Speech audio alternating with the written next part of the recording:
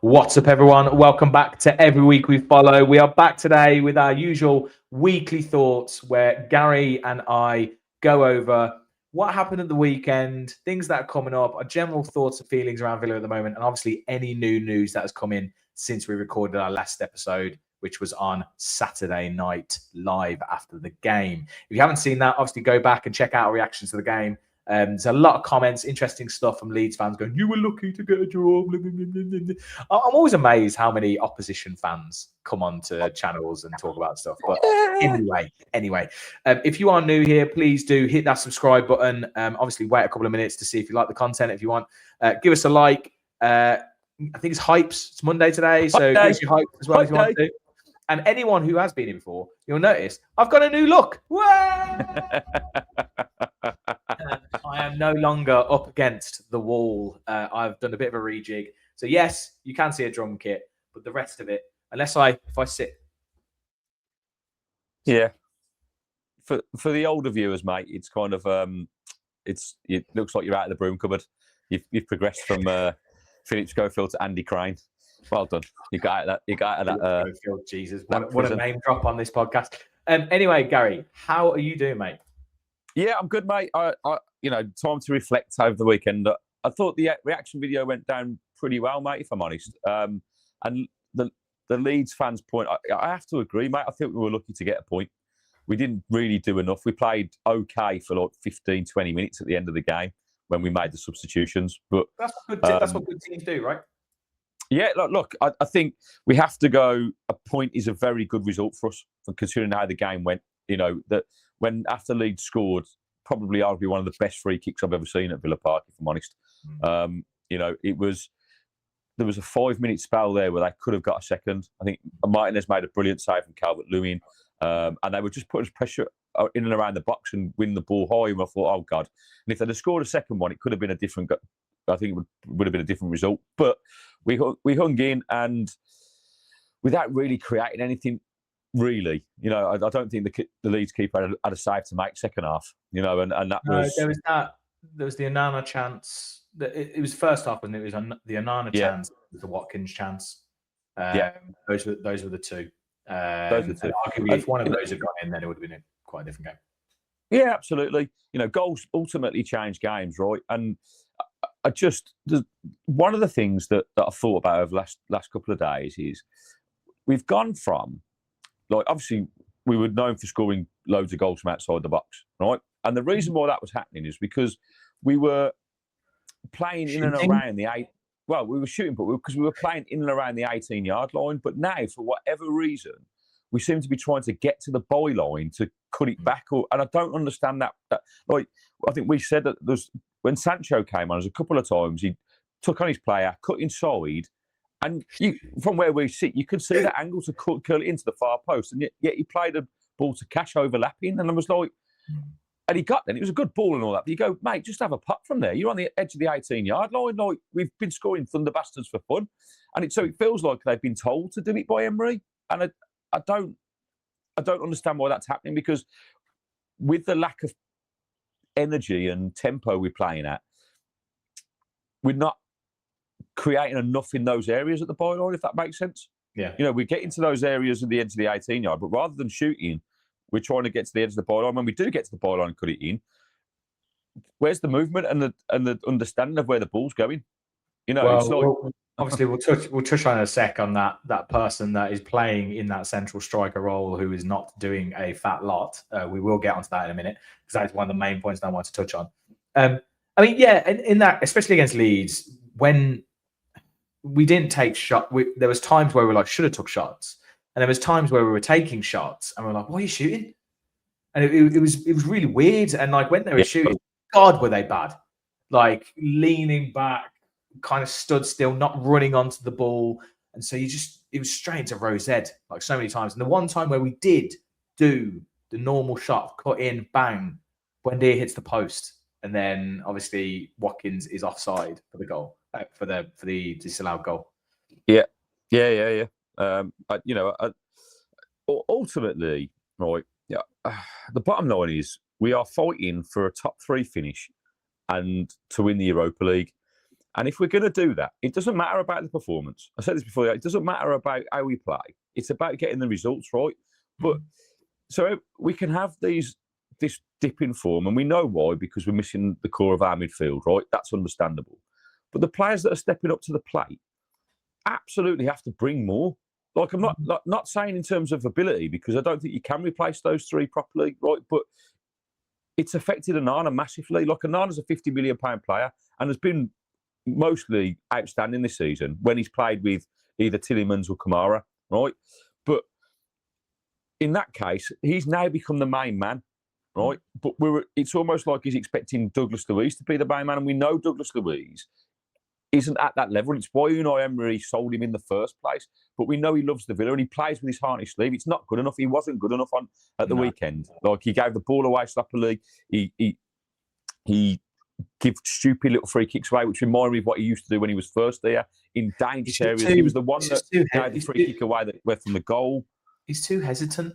That's his problem. And you know, they the guys at the Villa Park podcast, who are back, by the way, very happy. Welcome back. Congrats. Welcome back, Richard. Sam, well done, mate, for getting your channel back. I hope you made your millions on crypto. But no, they did talk about the fact that Dougie, because he's hesitant and because of the way he is, and because he's kind of like a bit lackadaisical, a bit relaxed, and a bit lethargic, he just slows the game down, which you don't want against a team who are playing, very much pretty much low block, because it just allows them to set again. So whenever we were breaking away, you wouldn't see Dougie Luiz running and then playing a ball over the top to, out to Sancho or over the top to Ollie or whatever. It was, he got the ball, he'd stop, he'd turn, he'd play it back to Onana or Konsa. So it was, he'd slow it down. Whereas Tielemans would play that ball. He'd pick that ball up, he'd run forward a couple of yards, and he'd look up, and sometimes he wouldn't even look. He'd just know, and he'd just play that ball. And that is the ultimate difference between the two players. That's why the tempo feels slow, because those opportunities that we've got to trigger that transition, and that's where the tempo and the pace comes from. Like, bam, bam, bam, we're in their box.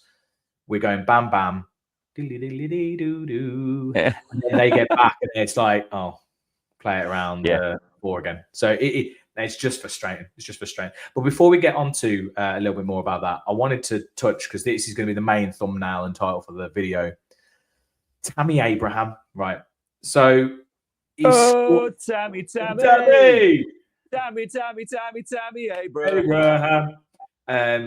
So a few things about Tammy.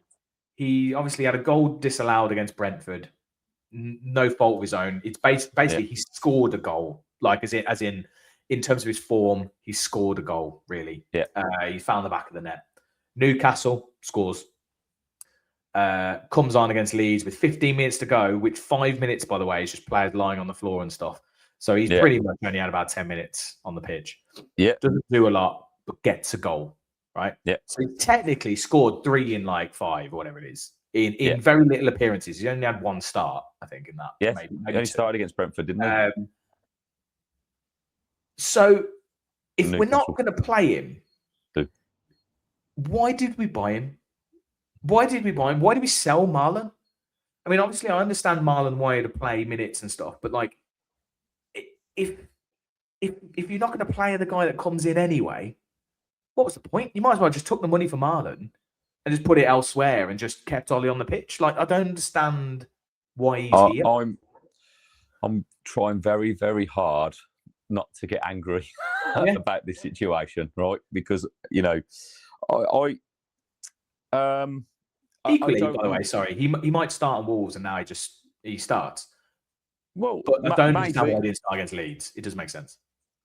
I know we know very little about football compared to Unai Emery, mate, right? And but it made absolutely no sense to start Watkins. I don't understand the loyalty to him at this point, because I don't know how any Villa fan can keep on saying now, like, he'll come good, or it's the running that he does, because I am not having that, right? I go to every home game, right, and I specifically watch him.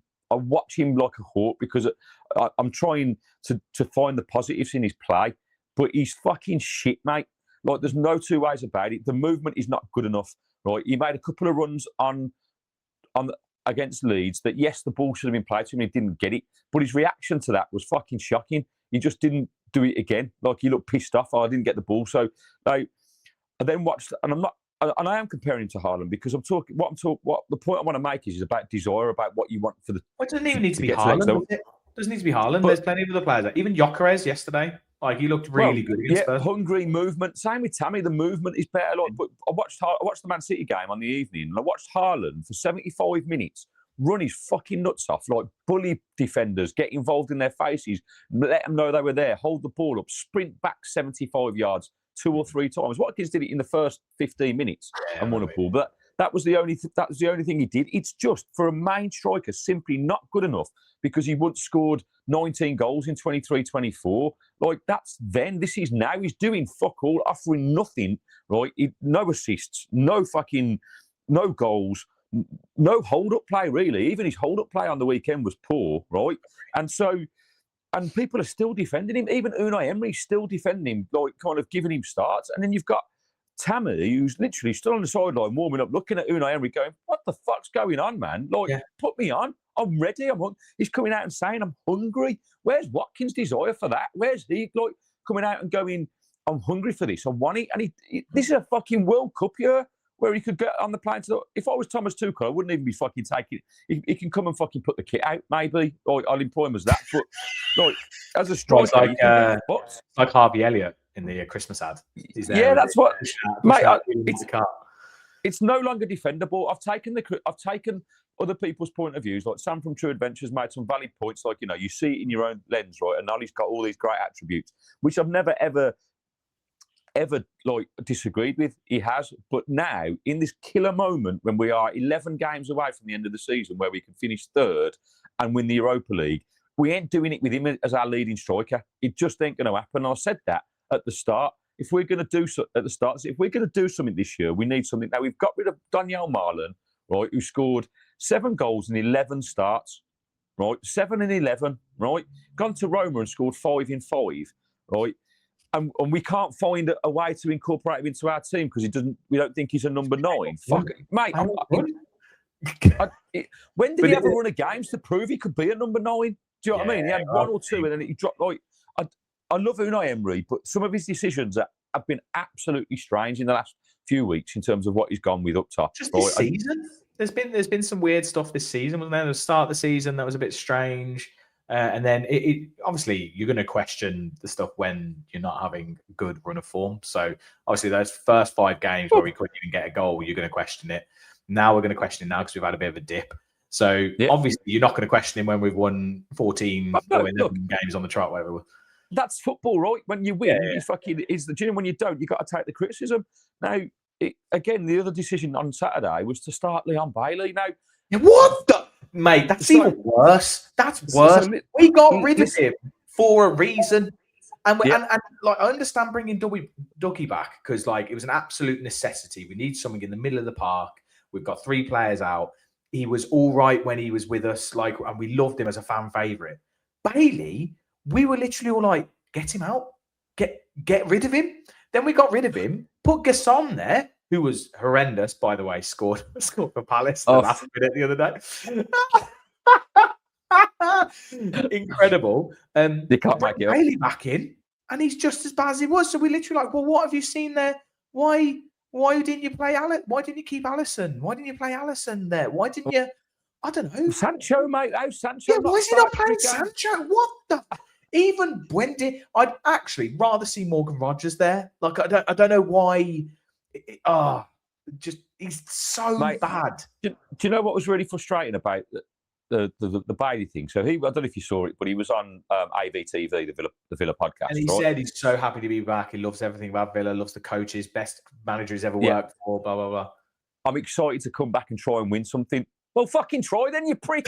What are you doing? Like, what the fuck? Like, just try. Like, don't do anything. Just try. There were several times when he didn't. Like, there was one time when the ball was played over the top. I think Cash headed it towards him, right? Won the first header, and the ball's coming towards him, and he just stands there. And the Leeds player behind him's like, "Oh, if you're not going to get it, I'm just going to walk in front of you and get it." And then he goes, "Oh, mate, It's it's not just that. It's not just that. He's meant to be fast. He's meant to be fast, and like the amount of time, the amount of times I've seen him, I'm like, yeah, come on, get the ball back, go past him, run at him, do something. No, I'm recycle. I'm going to play it into concert. It's like I don't understand.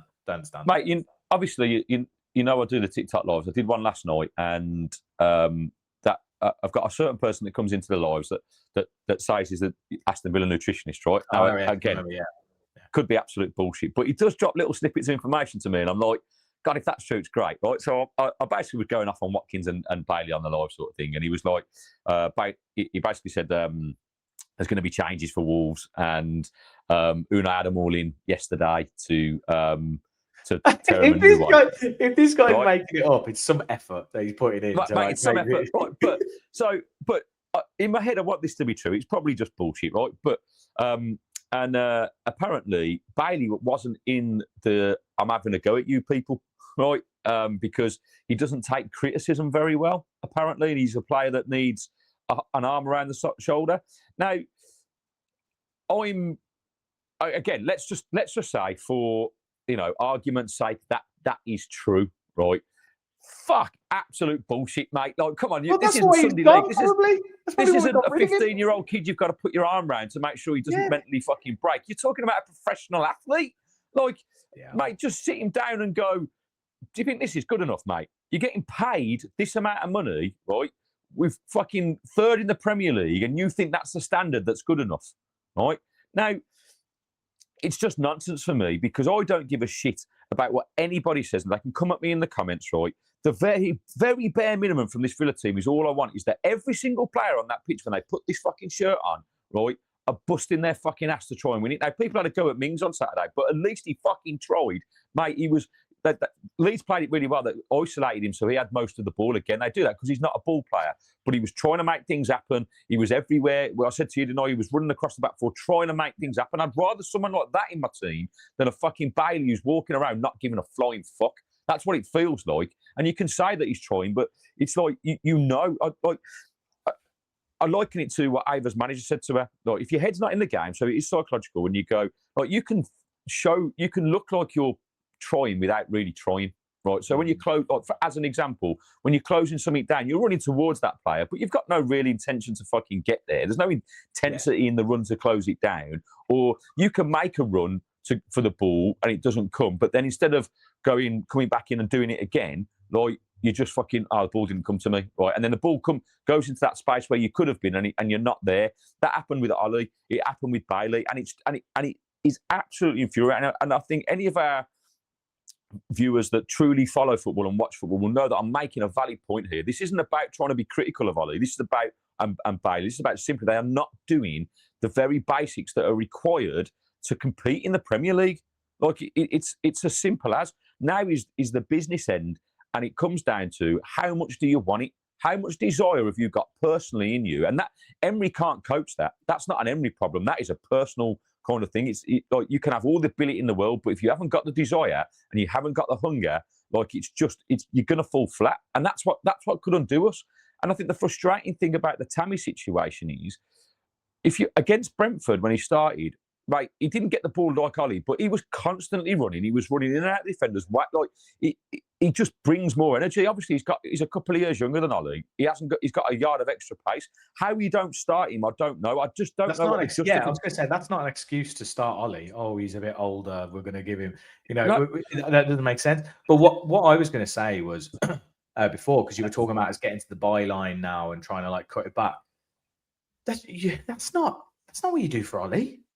That's not what you do. Not especially not now. Like, he hasn't got that pace. He's not going to run. He's not going to nip in front of the defender. Mate, he hasn't got the football. He hasn't got the football IQ. Whereas if you had Tammy on the pitch, you get to the byline, hang it up into the middle.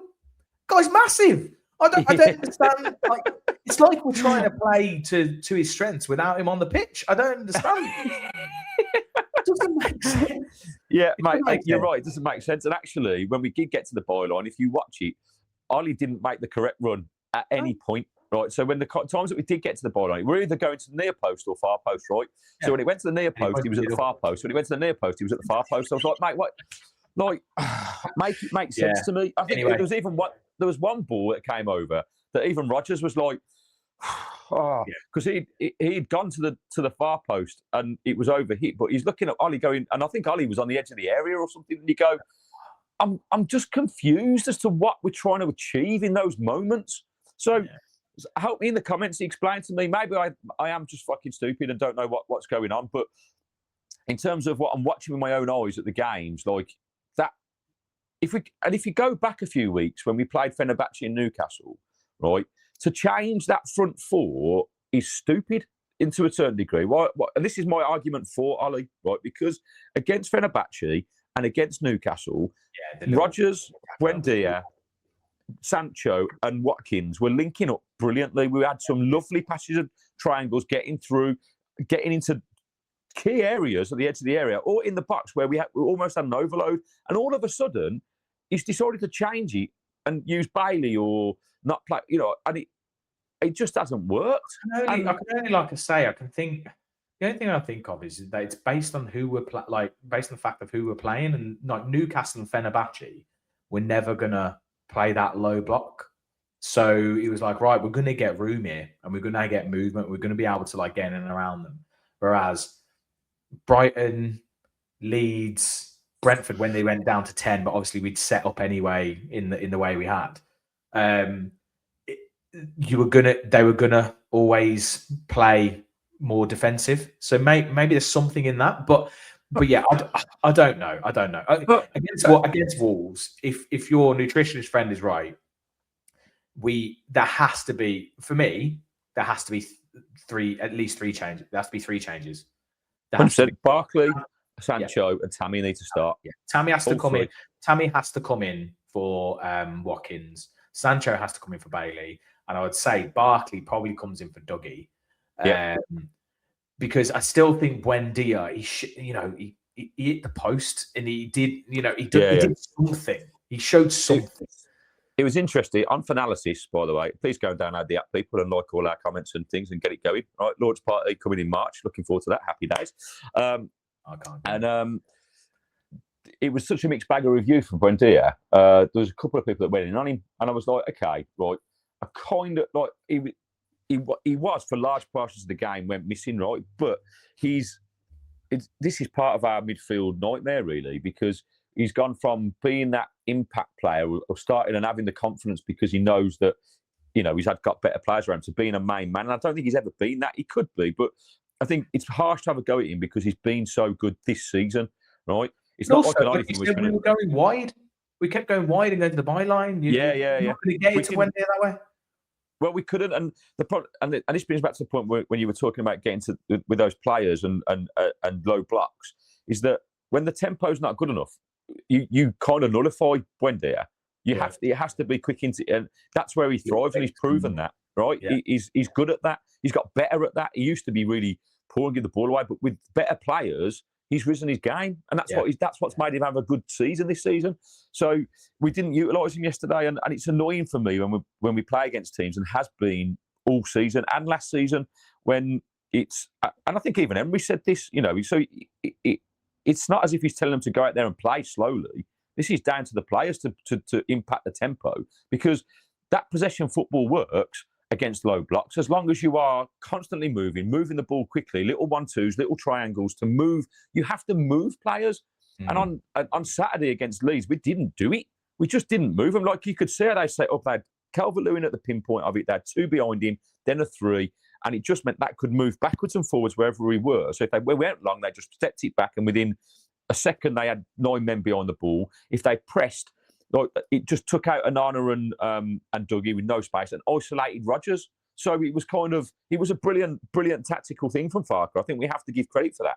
So what bugs me is that how are we not adapting to that formation? How are we not going, okay, this is what they're doing. So now, because usually we've been so good at this, and it worries me that we've got a mindset and a lack of experience in our team that haven't quite got what it takes to get over the edge, or over the line to get us where we need to be. So my only saving grace is that McGinn and Tielemans are coming back.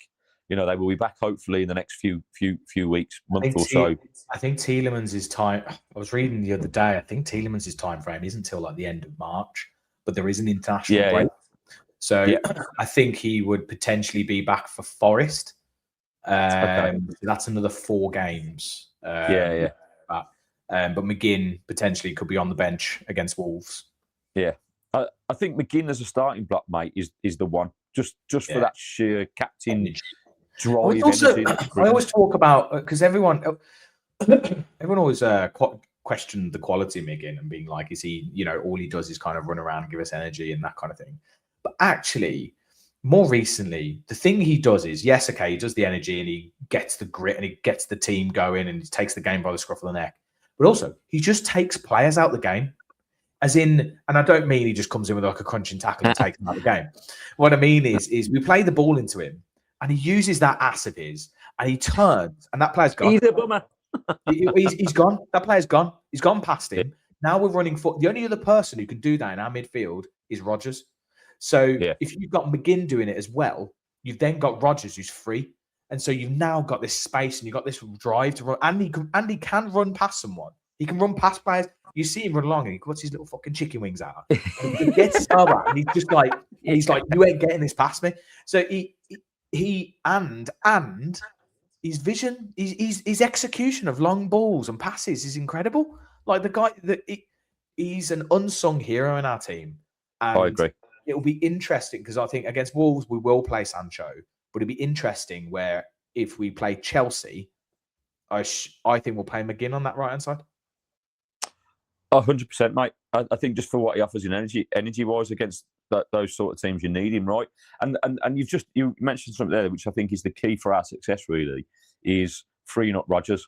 Yeah, exactly. What McGinn does, because Rodgers is our main man, right? And on Saturday we just didn't get him on the ball enough until we made the changes, and then all of a sudden he was on the ball, and things we weren't great. But we had as soon as those changes were made in the 65th minute with Barkley and Sancho, the energy came and the crowd got up and the atmosphere got up, and then Tammy came and it was just Rodgers got on the ball more in the last 20 minutes than the entire game. And obviously when you've got Rodgers on the ball, Leeds played for that, by the way, because he destroyed them at Ellen Road. So you could say, look, right, isolate him and you take away the main threat.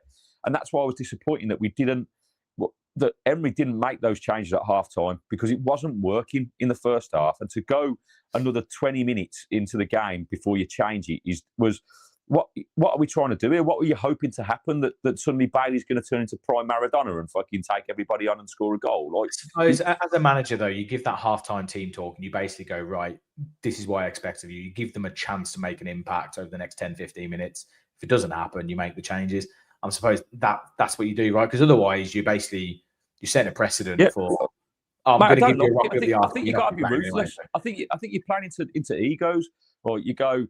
Right, you got to be honest. You got to be able to be honest in football, right? Be positive, a constructive criticism. Say to Bailey, look, this isn't good enough. First half, this is not what's happening. I need more. I'm going to give you 5-10 minutes max in the second half to do. I want you to come out firing, give me the energy.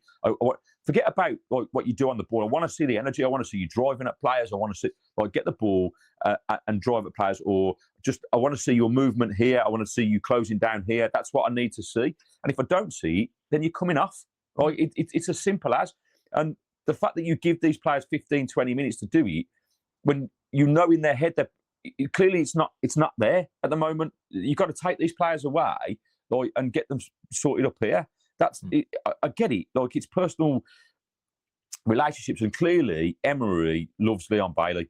He must do, because he's getting him out doing media. He's getting him out talking about he's giving him the opportunity to start against and he did that last season before he left. He played 14 matches at the start of last season, mate, and he was awful in all of them. And I don't understand Emery in that one in terms of trying to play someone into form. You can't do that. You've got to, because you've got to get that sorted, because that's when it comes. If your head's not sorted, it doesn't matter how good you are. It's that's the football psychology part of it. It all links in. If you're all right up here, the performances will improve. If you're not, there's always something that's the mental blocker stops the physical blocker. So I'm not questioning. I'm just interested. I'd be really intrigued to know how how he's come into that decision to like, if you look at the Tammy situation, like against Bournemouth, he brought him on with 5 minutes to go, gave Watkins 85 minutes. Like, Watkins was absolute dog shit against Bournemouth. Like, dog shit, right? And yeah, I can understand him being loyal to Watkins. He's had his striker for like 4 seasons. He's like, no, this is my main striker, fine. But surely, mate, you go, right, Ollie, you got 60 minutes, mate. Go out there, prove to me you're my main striker. And if it's not happening at 60 minutes, Tammy, you're going to get half an hour and give Tammy a chance. Do you know what I mean? I think if Tammy does, if Tammy starts against Wolves and if Tammy scores, I think it's a change of the guard. I think. Is it though? It has to be. It has to be. Mate, Marlon did it. Marlon can't. He didn't score and then he's fucking dropped next game. Like I don't know. Mate, We'll see. We'll see. I want to cut. So one thing I was going to look at quickly. So the Athletic brought out an article, and it was actually like looking at, I think Opta stats brought out, like they have these like numbers on the running, and in terms of who's got the easiest running, and quotes to say easiest, because you're essentially supposedly playing the lesser teams or the teams that are lower down in the league or are struggling at form. The thing I worry about is, like I said, these are the teams who are going to play that low block, who are going to like hold on against us. They're going to grit in. They might not be that well organised because they are really a lot further down the table. So they might not be as difficult to break down as Brentford with 10 men, or to try and break down Brighton, or to break down Leeds, who are on a bit of form at the moment and they're getting draws. They are just like draw kings. They're the new Everton. Basically. But like, because we got Wolves on Friday, who knows what's going to happen in that game? I have absolutely no idea. It's a derby day. It's their cup final. They've got nothing else to play for this season, but their squad might not care. We might come out and make the changes and we play absolutely incredible. And then it's like, now everything's good. We're going to finish. We're going to win the league again. And all these fickle fans jump on going like, everyone, by the way, has been saying that we're a mid-table team. What is wrong with you? What is wrong with you? We're not a mid-table team. This is why I don't like these up to stats, because all it's doing is giving you information to say if we do not finish in the top 3, right? Yeah, it's a failure, right? It's a failure. But like, it'll be like, look at the running you had and you still couldn't do it, and it'll be all the fucking Arsenal fans and all that kind. To be fair, when you look at it, right? So Wolves, and then we've got those 2 big games, right? Which we know, Chelsea, Man U, Chelsea, Man United. Home. You know what? It's weird. Even though like we haven't got anything at Old Trafford, I'd probably expect us to beat Man U rather than Chelsea at the home at the moment. I don't know what's going on at home. Like we said, it's like the Wendy House. It's just awful. It's so bad. I mean, yeah, it is, and that's worrying because the fans, the fans do get edgy as well, which doesn't help. I swear there were boos at halftime. By the way, I swear I could hear boos. I went to Pete. I was like, "Are people booing?" Oh, I didn't hear that. I was like, "That's not on." Yeah, no, not down with that. No, but no, Chelsea, Man U, right? Then we've got. I'm not going to say away or at home because I don't think it should matter against a lot of these teams. West Ham.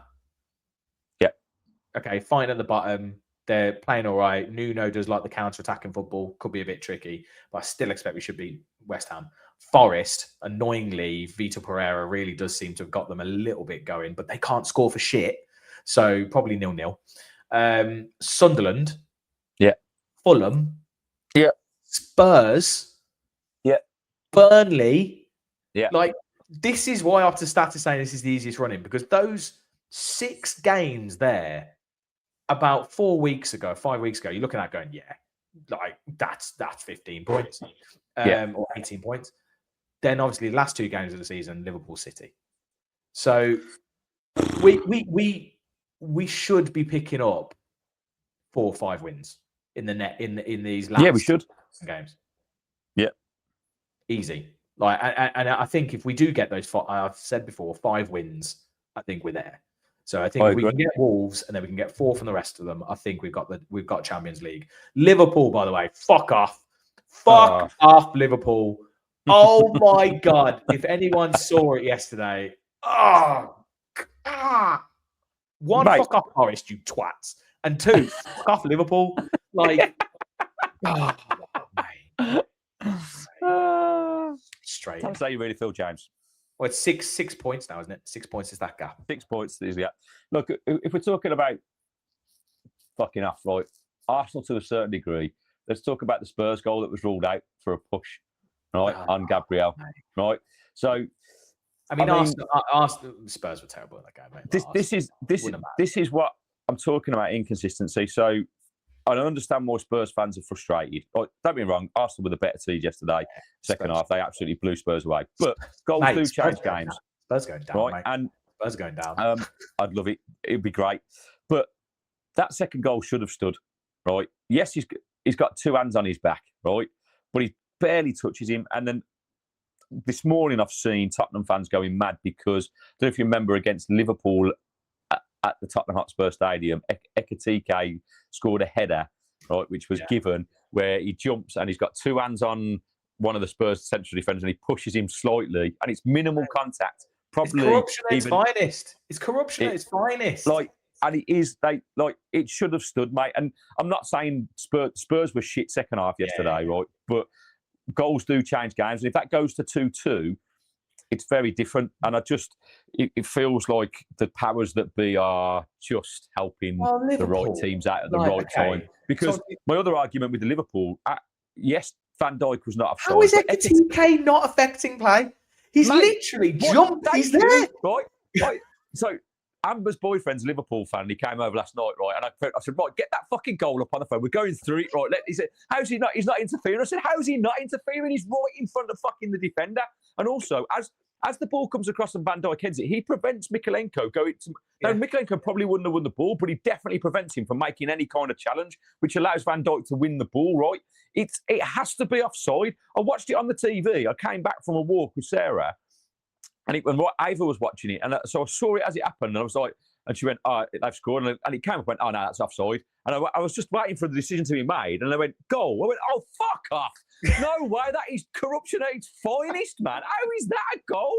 It should never have been like Liverpool. Like they're going to do everything in their power, mate, which is why we can't afford to wait for teams to slip up, because now they're going to get all the decisions. We need to win these games. To it's in our own hands at the moment. 6 points clear. We've got to fucking find something from somewhere. We're still in an incredible position. We're still in a brilliant position. Mate, we are 6 points clear in third. We are. It's madness. We are 6 points. Actually, 6 points clear of fourth, fifth, and sixth, which is actually quite crazy, by the way. But and obviously, Man U are playing Everton tonight at time of recording this. That could go. That could be 3 points behind us. They could be 3 points behind us.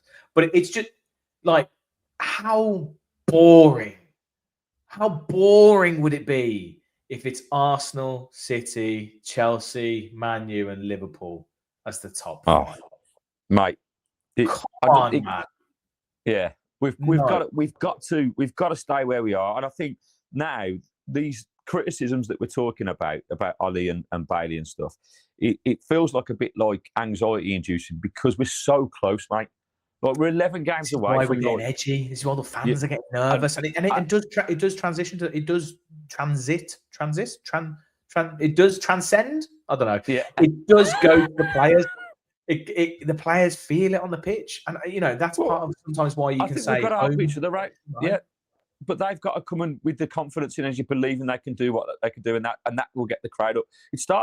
The crowd have to be better. Don't get me wrong, but ultimately you thrive off what you see, right? That's what you do as a fan, and that against Leeds is just not good enough. So you can say, I thought the crowd were okay again on Saturday. We did get behind them as it went. As the game went on, right? But the last 20 minutes was good. This isn't about, as I said at the start of the show, this isn't about the performance. This is about the desire and the energy to want to get to that position. And if we know that, I think there was a moment in the first half where Matty Cash went like this and to get everyone up, and the crowd and the crowd go mad. Like that's what you want. But you need that from everybody. Huh? Someone was saying Conser was having a go at the whole end or something because we didn't say that. It was something. I saw something. Where did I read it? I read it somewhere, and apparently, Conser was getting annoyed with the Holt, and he was having a go at the Holt. about then we weren't getting look, behind. I've got no problem with players. Like when Ollie came out early in the season and said after the Forest game and said, look, it needs to be better. And he's right in what he says. I mean, he was wrong to say at the time he did. It was fucking 3rd January. It was -10. It was fucking like no one's got any money. It's 12:30 kick-off. Like everyone's hungover from fucking Christmas, and you've done fuck all in 50 games. Okay, to come out, but not Ollie. Yeah, anybody but Ollie, right, mate. But he's right, and I will say the last few games, I feel like the crowd have responded at Villa Park. I thought the atmosphere's been okay, right? It will need, but in this crucial time now, show us that you want it, players, and the crowd will get behind you. If you turn up and fucking run your ass off and into the ground and try and make things happen, right? We will get behind you 110%. And just like you said, how boring will it be if we lose our position from this? It will be really sad. Is the best way I'm going to put it, because I could go into some superlatives, but I won't. Obviously, and it won't be as sad if we win the Europa League, but because that's what the aim's always been. But it would be surely a failure now to lose the top 4 position, not the top 3, but top 4 position from the position that we're at with 11 games to go. Considering that running, top 5, yeah. Considering the running you've got, this isn't a kind of we've got to play all the top 6. We've got 2 difficult games at the end of the season against Liverpool and Man City, but those other fixtures are plenty winnable, right? And now, like I say, it comes down to that desire. How much do we want it? Yeah, I mean, we might do maybe we'll do this on the next weekly after the Wolves game, after seeing what's happening. But if disaster does happen, and I'm still a firm believer that we will get top 5. I'm still believing we will. I'm nervous, but I'm going to go with you. Yeah, I'm nervous after that Liverpool game. I'm really annoyed about it. I was so happy that it was 0-0, and I was like, yes, we're good. If we don't get Champions League, now I understand players leaving and that kind of thing. I think we probably would lose Morgan Rogers. We will lose. I think we'll lose Emi Martinez anyway. I think he's going to go. We probably lose other players, maybe Tielemans or Kamara in that as well. Yeah. Do you think Unai does? Do you think Unai does start questioning it as well? I think there's a possibility, mate, because then you've got to start again, right? And I mean, obviously, you'd love Unai to stay and start again because of his coaching ability. But it becomes a long slog, doesn't it? Because then if that happens and you lose those players you just said. And there's all the rumours they've been doing about Real Madrid and all these. And obviously the job he's done is incredible. And next season, the investment won't be there to go out and replace those players like for like. You know, because you're talking about spending mega money. And we need to get Champions League for that very reason, to try and get it again. Because I think next season, the season after, if we got Champions League, it would be very different in what we can spend with the money that we'll earn. So, and I guess that's the long-term plan. But this is what I'm talking about. Is the pressure too much for our squad? Let us know in the comments, because ultimately you're talking about the next phase of development for the whole club, right? That this relies on, and that's a lot of pressure. And maybe that's getting to them. And like I said, that's my concern, that we haven't got players in that team that have been there, done it, won trophies, competed at the high end of the league consistently. We're new to this, and we've done it on a shoestring, really, with players that have been around the club for a while. This club needs a big overhaul in terms of clientele. Eventually, like, we're going to have to replace players. I think there'll be... We've got an ageing squad in areas. We've got an ageing squad, yeah. And in the summer, like, if we get Champions League, players will still leave. I think 5 will go. I think Bailey will go, Dini will go, Martinez will go, Watkins will potentially go. Who else? And you would probably get rid of Dougie again, right? Mings will probably go. Potentially could go, yeah. Like, he's only got this season on his contract, right? Whether they renew that or not, I don't know. 33 now, I think. Yeah. Getting on. So you're talking about a big overhaul, really. That's half your squad, right? Which needs to happen. It does need to happen for real. And then you've got to kind of replace those people. And without Champions League money coming in, like, I don't know. I mean, even with the Champions League money, because of all the restrictions that we've got, we can do more, a lot more. But without it, I think it is literally just like a case of sell to buy. I think if you look at what's going on, did you hear the rumours that we're going to go in for Harry Wilson? I saw about that, and also I've seen the stuff that apparently we've been speaking to Chelsea about Chalobah as well. Right. So if you think about it, I bet you any money these will be on loan or free transfers because again, so it just shows that actually where we're going to be at now. Harry There's Wilson. no way, by the way, we were ever going to get Harry Wilson in January with how his form's been. I don't know why they would have let him go on loan or. No, he's been one of their best players, right? And he's a good player, and he could be that. I guess we tried to get Conor Gallagher right as a replacement for McGinn, maybe, or something, because McGinn will be aging next year, and we'll probably play less minutes. I would have thought. I'd still keep him like a James Milner in your squad, where you've got him as what he's in the dressing room. I think hopefully McGinn wants to see out his career at Villa, and probably will if we win something this year. I think he'll go down as an absolute fucking legend. I think the only place he might go back to, he might go to Scotland. Celtic. That's the only, Celtic. That's the only thing I can think of him. So it's going to be interesting, mate, because so much is riding on it. I finishing in that top four for me in terms of going to the next phase and being in line with what the owners want. Of what they've said. So if we don't get it, I'm sure questions will be asked about whether Unai stays, and obviously wanting to stay at all costs, wanting to be our manager for forever. If I'm honest, if he was to win the Europa League this year, for me, he'll be the best Villa manager I've ever seen in my lifetime. Incredible. For the squad that he's had and what he's. For me, in my lifetime, he is, because obviously I'm a bit younger, but also he's. In my lifetime, he is, and also I think I think winning something just cements that, doesn't it? It's the thing of you've achieved. Whereas if you don't win anything, you've had a good spell, and we've gone further than we ever have, and the club's really sustainable now. We're making more money, and we're challenging for Europe. We're just challenging. Well, there's no reference point, mate, because you could say that about Gareth Southgate. Look what he did with England, turning around, exactly. But if you don't win anything, it just falls into the ether, mate. No one remembers it because it's like no one remembers playing well. No one remembers that. It's you're judged on the successes of silverware, unfortunately, in football. And if you don't win anything, then yes, you could say, "Oh, great times," and the fans will remember it. But football as a whole won't go down as legacy. And that's what I believe he wants. He wants legacy. So this is really a test of his coaching ability now of getting, because one thing I will say this season, we have been resilient. We have bounced back from dips in form and come back, and now we need it again. We need it again more than ever, and it starts with Wolves on Friday night. Exactly, mate. I mean, that's a good final thoughts, mate. You can probably just sing with that. Yeah, that's pretty good, wasn't it? I went straight into that. Happy with that, Yeah, happy with that, mate. Right, to the next one. Thank you for watching, people. Hit that subscribe button. Hype like it like you would not believe. Go and check us out for analysis, as always. Every week we follow the boys in Claret and Blue. See ya. See ya.